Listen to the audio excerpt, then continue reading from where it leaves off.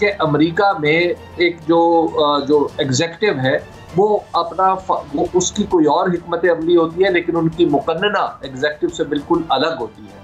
और वहाँ पर बाज़ औक़ात एग्जेक्टिव का भी रोल नहीं होता, और उस तरह तो बिल्कुल नहीं हो सकता, या कोई करारदाद को इस तरह मंजूर करवा ले कि जिस तरह ये करारदाद मंजूरी जिसका आपने जिक्र किया कि 368 एक तरफ और सिर्फ 7 जो है उसकी मुखालफत में आए। अच्छा हबीब अकरम साहब, एक और डेवलपमेंट हो रही है। कुछ पुराने कैरेक्टर्स जिन्होंने अपने आप को डिस्टेंस किया था बावजूद PTI से, वो दोबारा से मंजर पे आ रहे हैं। अभी फवाद चौधरी साहब ने तो यहाँ तक कह दिया कि जनाब वो तो जो मोहम्मद बिन सलमान हैं वो आ रहे थे कुछ गारंटीज़ देने के लिए, मगर फिर वो ख़ुद मरवत साहब का नाम ले रहे हैं किसी का। तो ये क्या डेवलपमेंट आपको नज़र आती है? ये जो लोग मुतहरक हो रहे हैं, ये कल तक तो बेचारे चुपते फिरते थे, ज़ाहिर है ये अफसोसनाक बात है। तो अब ये सामने आने की क्या वजह लगती है आपको? ये जो मुतहर्रिक लोग इस वक्त यानी जिनका आप जिक्र कर रहे हैं, अगर आप इनका डिस्टेंस पैदा होने की वजह देखें तो वो भी कोई ऐसी माकूल वजह नहीं थी। इन्हीं के बहुत सारे दोस्त थे जिन्होंने सारी सख्तियां बर्दाश्त की, लेकिन किसी भी किस्म की प्रेस कॉन्फ्रेंस करने से इनकार कर दिया, किसी भी किस्म का ट्वीट करने से इनकार कर दिया। वो रूपोश हो गए, उन्होंने खुद को जेलों में डलवा लिया। वो जो कुछ भी उन्होंने सूरत हाल जो भी उनके साथ पेश आई वो अपनी जगह, लेकिन उन्होंने अपनी पार्टी को छोड़ना मुनासिब नहीं समझा। लेकिन ये जो मुतहरिक हुए हैं, फवाद चौधरी साहब हैं, अली जैदी साहब हैं, इमरान इस्माइल साहब हैं, तो ये बहुत ही यानी आप जो कुछ भी कहें, लेकिन बहरहाल इन्होंने उस दबाव के सामने कंसीड कर दिया था। और जब दबाव के नतीजे में ये चले गए तो पार्टी से इनका ताल्लुक भी टूट गया। फिर अली जैदी साहब और फवाद चौधरी साहब को अगर खास तौर पर इनका जिक्र किया जाए तो इन दोनों ने इस्तेहकाम पाकिस्तान के जो पार्टी बनाई गई थी, जहांगीर खान तरीन साहब ने बनाई थी और अलीम खान साहब ने बनाई थी, और उस पार्टी में इन्होंने जो शिरकत नीमे द्रू शिरकत भी की। अब जैसे ही हालात में कुछ नरमी आई 8 फरवरी के जब इलेक्शन हो गए, तो उसके बाद जो जाहिर है एक बहुत बड़ी जमात बन के उभरी पाकिस्तान तहरीक इंसाफ, और फॉर्म 45 के मुताबिक देखें तो इस वक्त जो हुक्मरान इत्तेहाद है उसका तो हुक्मरान होने का जवाज़ ही ख़त्म हो जाता है। तो लिहाजा एक मजबूत पार्टी की सूरत में जब वो सामने आई, फिर इंटरनेशनली भी आप देख लीजिए कि जैसे हमने इब्तिदा में बात की थी कि इंटरनेशनल प्रेशर्स भी बढ़ रहे हैं, तो जाहिर है पाकिस्तान तहरीक इंसाफ के लिए कुछ नरमियां पैदा करना सिस्टम की मजबूरी बनता जा रहा है। तो उन नरमियों में अब देख रहे हैं कि आइंदा भी इलेक्शन अगर फ्री एंड फेयर जब भी होता है तो उसमें पाकिस्तान तहरीक इंसाफ अगैन हुक्मरान जमात बन के सामने आ सकती है। तो लिहाजा ऐसे मौके पे सियासतदान या सियासत के खां लोग अगर पाकिस्तान की तहरीक इंसाफ की तरफ लौटते हैं तो इसमें कोई अचंभे की बात नहीं है। लेकिन जिस अंदाज में ये लौट रहे हैं वो जरा महले नजर है, उससे ऐसा मालूम होता है कि जैसे एक नए किस्म का ग्रोह वजूद में आया है जो पाकिस्तान तहरीक इंसाफ को पर्ज करना चाहता है। अब लेकिन इनका मसला ये है कि ये चंद दिन का शुरू होगा तो हो सकता है, लेकिन आप देखिए पुलों के नीचे से पानी बहुत सारा गुजर चुका है। अब जो नए लोग हैं उन्होंने अपनी हैसियत मुस्तहकम कर ली है। रऊफ हसन, अगर फवाद चौधरी साहब बदस्तूर तर्जुमान रहते तो शायद उनकी वो हैसियत ना बन पाती जो आज उनकी है। आज वो अहम तरीन कमेटी में शामिल हैं कि जो दूसरी पार्टियों के साथ पाकिस्तान तहरीक इंसाफ की तरफ से बातचीत कर रही है। तो लिहाजा अब मुझे ऐसा नहीं लगता कि जो इनका ये जो शोरो होगा है इनके लिए वापसी के दरवाजे खोले, और फिर जिस तरह की ज़बान इस्तेमाल हुई है मुझे उससे लगता है कि इनका जो भी प्लान था वो नाकाम हो चुका है। हबीब अकरम साहब, एक बात तो तय है कि आज तक की तारीख में आप जो भी मर्जी है, चाहे कोई कॉन्स्पिरेसी थ्योरी की तरफ जाए, क्यों आ रहे हैं, क्यों नहीं आ रहे, दबाव पे गए थे, दबाव पे आ रहे हैं, वॉलंटियरली आ रहे हैं, क्यों आ रहे हैं, मगर सवाल तो एक है कि वो एक ही आदमी है, वो जिसकी पुश्त पे हाथ रखेगा लीडर वही होगा। Do you agree? जी बिल्कुल। एक ही आदमी से मुराद गालिबन आपकी इमरान खान है। जी बिल्कुल। जी देखिए, इमरान खान साहब इस वक्त जो उनकी हैसियत हो चुकी है मकबूलियत के एतबार से, वो तो पाकिस्तान की तारीख में पहले तो कभी नज़र नहीं आई, या कम अज़ कम वो तारीख जो मैंने पढ़ी है और वो तारीख जो मैंने अपनी आंखों से देखी, ना मेरे मुशाहिदे में है ना मेरे मुताले में है। तो इमरान खान साहब की वो हैसियत जो है उससे तो किसी को इनकार नहीं हो सकता। तो इमरान खान साहब से जो कुर्ब है वो डेफिनेटली सियासी तरक्की का बाइस बनता है। लेकिन अब यहाँ पर अगला सवाल पैदा होता है कि क्या इन लोगों को इमरान खान की हमायत हासिल है? क्यों मुझे इसमें ये कहना मुझे लगता है कि बहुत मुश्किल है। उसकी वजह यह है कि खुद इमरान खान साहब की मजबूरी तो भी तो है ना, कि उनके साथ जो लोग खड़े रहे थे क्या उनको वो डिस्कार्ड कर सकते हैं? बुरे तरीन हालात में जिन्होंने उनका साथ दिया। आपको याद होगा रऊफ हसन साहब आपके भी कितने प्रोग्रामों में आ चुके हैं। एक वक्त ऐसा नहीं था कि रऊफ हसन साहब को आप टीवी पे ला ही नहीं सकते थे। हमने वो वक्त भी तो देखा है ना।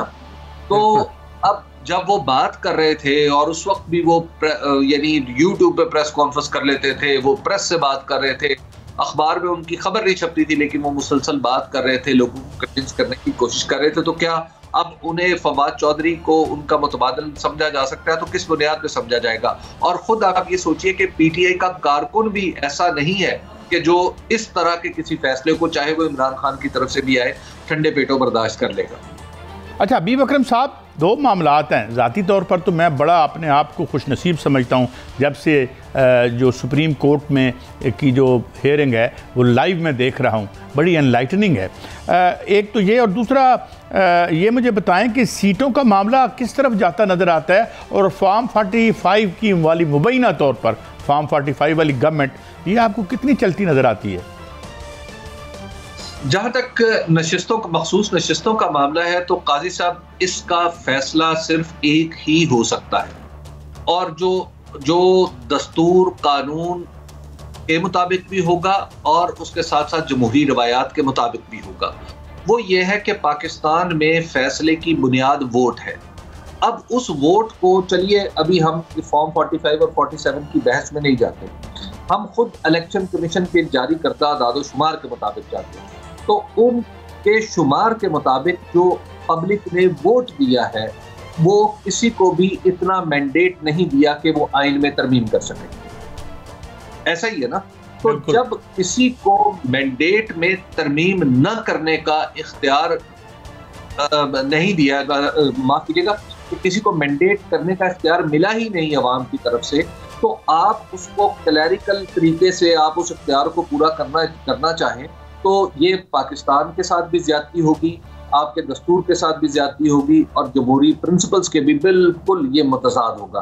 तो लिहाजा इसका फैसला अगर तो दस्तूर, कानून, इंसाफ और जमहूरी कायदों के मुताबिक होना है, तो फिर तो ये नशिस्तें डेफिनेटली पाकिस्तान तहरीक इंसाफ की तरफ आती हुई नजर आ रही। लेकिन अगर फैसला जिस तरह बाज लोग कह रहे हैं कि खाली हम तो सिर्फ मतन को देखेंगे कि मतन क्या कहता है, तो मतन तो फिर ला तक़रबुस सलात भी कहता है। लेकिन ये जो आप देख रहे हैं हबीब अकरम साहब, हम भी देखते हैं अपने मुअज़्ज़ज़ जो अदलिया है उसमें आर्ग्यूमेंटेशन देखते हैं, और उसमें कभी कभी ये एहसास होता है कि बजाय जो वकील सफाई है या दूसरा वकील है उससे मुखातब करके उससे कोई बात हम ज़्यादा सुने, ज़्यादा गुफ्तगू हमें अपनी इंतहाई आला अदलिया और मुअज़्ज़ज़ और काबिल एहतराम अदलिया की तरफ से एक सवालों की बौछार आती है, और यूँ भी नज़र आता है कि जैसे वो उनका बज़ाहिर मुखातब और है और असल में कोई और है। तो इस पे आपका क्या टेक है? देखिए काजी साहब, हमें ये ज़हन में रखना चाहिए कि हम कानून और इंसाफ के दौरे ईसवी में जिंदा हैं, और हमारे जो चीफ जस्टिस साहब जनाब जस्टिस काजी फाइज ईसा है, काबिल एहतराम है, इन्होंने ही अपने, जब ये चीफ जस्टिस नहीं थे तो इन्होंने ही कुछ इस तरह का तर्ज अमल इख्तियार किया था कि वो अपने चीफ जस्टिस को मुखातिब करते थे तो किसी और अंदाज में करते थे। इन दोनों के दरमियान इख्तलाफात इतने बढ़ चुके थे कि ख़ास तौर पर एक ग्रुप के बारे में कहा जाता था कि उमरता बंदियाल साहब का ग्रुप है, और दूसरे के बारे में कहा जाता था कि ये काजी फाइज ईसा साहब का ग्रुप है।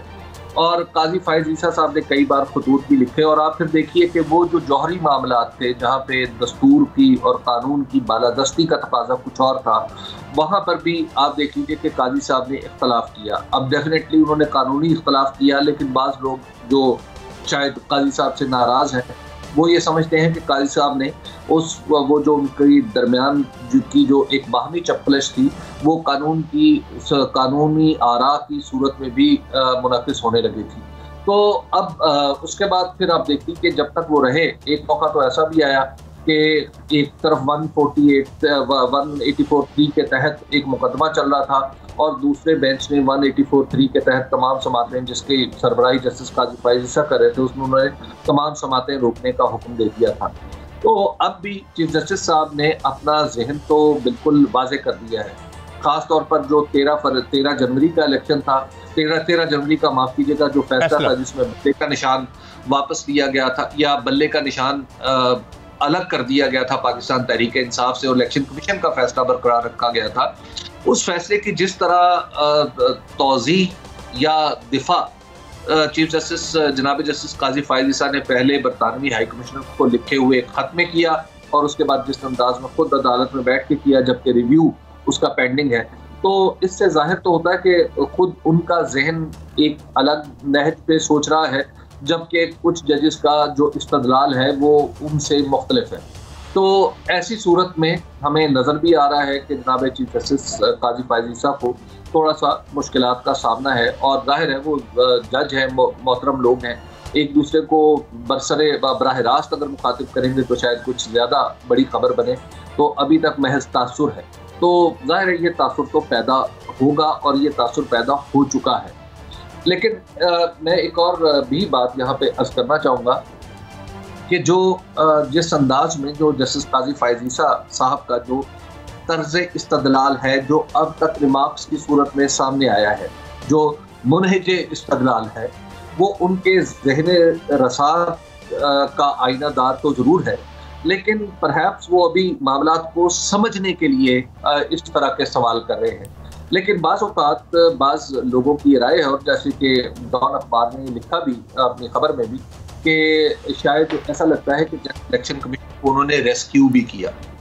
तो इलेक्शन कमीशन जो चूँकि अपने ही तजादात के अंदर फंसता चला जा रहा है, तो एक दो मौक़ों पर ऐसा लगा कि जैसे उनके रेस्क्यू की कोशिश जनाब जस्टिस काजी फाइज ईसा ने की है। डेफिनेटली उन्होंने गुफ्तगू को एक चैनल में रखने की कोशिश की होगी, और जाहिर है इतने बड़े लोग हैं, इतने सारे लोग बैठे हुए हैं, तो जो भी प्रिजाइड कर रहा होगा उसके लिए बैक वक्त इतने लोगों का साथ लेके चलना मुश्किल होता होगा। तो शायद ये उस तनाजुर में हो, लेकिन जो तासुर बनता चला जा रहा है वो कुछ ऐसा है।